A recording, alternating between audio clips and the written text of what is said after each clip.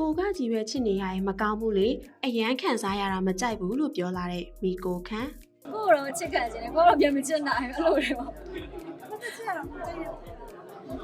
အဲ့မကောင်းလေမရဘာလို့ကိုကရွယ်ပေးဆက်ပြီးချစ်နေရဆိုတော့မကောင်းလေနော်အရန်ခံစားရရင်မကြိုက်ဘူးခံစားဘူးလို့အဲ့လိုလည်းမဟုတ်ပါဘူး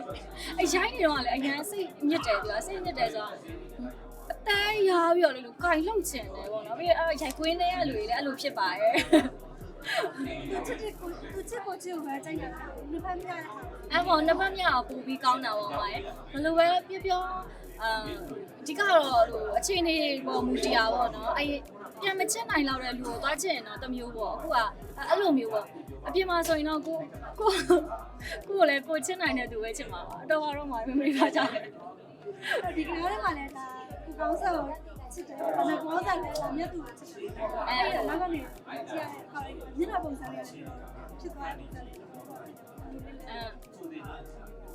ဒါပေမဲ့ကိုကလည်းမျောလင့်ပြီးတော့ချစ်တာပေါ့နော်ဒါပေမဲ့ဘယ်လောက်ထိသွားချစ်ထားလဲနောက်ပိုင်းပြန်ကြိုက်လားမကြိုက်လားအဲ့လိုမျိုးတွေလည်းပြိတ္တကိုမျောလင့်စေချင်တယ်ပေါ့နော်ကြည့်ပါဒီဒါပေမဲ့မနေ့ပြန်တော့စပြပြီးဒါပေမဲ့ကိုတို့ကကြတော့ဒီလူငယ်ပိုင်းစင်းမှာမဟုတ်ဘဲနဲ့ဒီအသက်ကြီးပိုင်းစင်းမှာ20ကျော်ရွယ်ကနေစပါမှာဖြစ်တဲ့အတွက်ဖြူစိမ်းကတော့အရင်လာမှာပေါ့နော်တစ်ပတ်လောက်နေတော့ကိုတို့ရဲ့character လေးပေါ်လာပါလိမ့်မယ်စောင့်ကြည့်ပြီးဖို့တော့ပြောချင်ပါတယ်ကျေးဇူးများပါတယ်